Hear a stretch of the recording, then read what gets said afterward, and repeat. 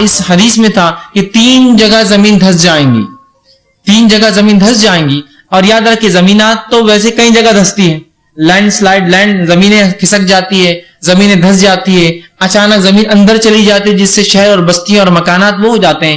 یہ تو بہت ہوتے ہیں، لیکن قیامت سے پہلے چونکہ علامت کبریٰ ہے، اور میں نے یہ بات آپ کے سامنے اس سے پہلے رکھی تھی، علامت کبریٰ قیامت کی وہ بڑی نشانیاں ہوتی ہیں جو غیر فطری اور غیر معمولی ہوں گی. فطری طور سے زلزلے عام دنوں میں بھی آتے ہیں، فطری طور سے زمینیں تو عام دنوں میں دھستی ہے، لیکن یہ غیر معمولی ہے اور فطرت سے ہٹ کر ہونے والا ہے. جیسا کہ چھوٹی نشانیاں وہ ہے جو فطرت پر ہے اور بس غیر معمولی طور سے بڑھ جائیں گی. مطلب زنا ہر دور میں ہوتا ہے، ہوتا رہا ہے، آج بھی ہوتا ہے، قیامت سے پہلے بڑھ جائیں گا.